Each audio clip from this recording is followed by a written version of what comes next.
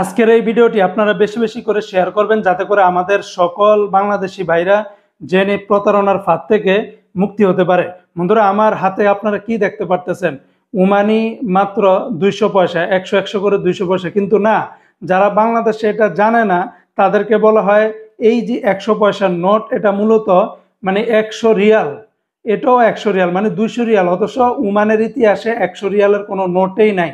ওমানের সর্বোচ্চ মাত্র 50 রিয়াল পর্যন্ত নোট আছে। এখন আমরা যারা ওমান প্রবাসী আছি, আমরা না জানি যে ওমানে কত কত নোট হয়ে থাকে, কিন্তু বাংলাদেশের মানুষ তো আর জানে না।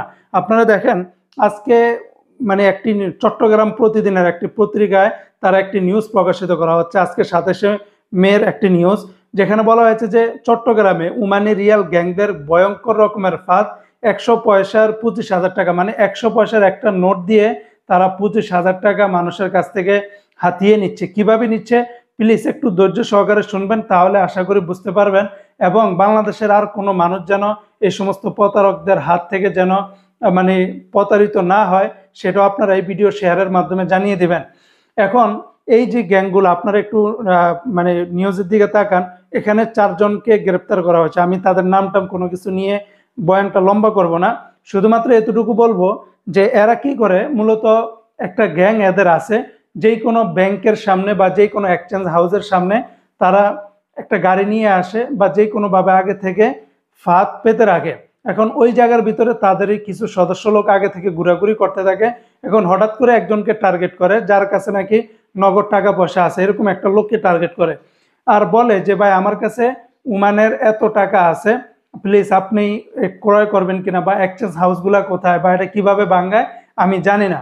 তো তাদেরই সদস্য একজন এসে বলবে, ঠিক আছে আমার কাছে দেন, আমি এটা এই পাশে একটা ব্যাংক আছে সেখানে নিয়ে চেক করে দেখে আসি এখানে কত টাকা পাওয়া যায়। তখন ওই তাদের মানে দলের একজন ব্যাংকে যাওয়ার পরে তাকে বলে যে ভাই, এই একটা নোটের দ্বারা আপনি 25,000 টাকা পাবেন। তখন তাদের দলের লোক ওই লোককে মানে একটা নোটের বিনিময়ে 25,000 টাকা করে দিয়ে এগুলো নিয়ে যায়। নেওয়া যাওয়ার পরে এখন যাদেরকে টার্গেট করে তাদেরকে বাকি নোটগুলা দেওয়ার চেষ্টা করে। এখন তারা কোনোভাবেই নিতে চায় না, তারপরে বলে যে ভাই, আপনি 25,000 না, আপনি 20,000 টাকা দেন, বা আমার খুবই আর্জেন্ট মানে এগুলা ভাঙ্গানো, তো আপনি যা পারেন তাই আমাকে দিয়ে দেন, বিশ্বাস না হলে আপনি গিয়ে দেখেন।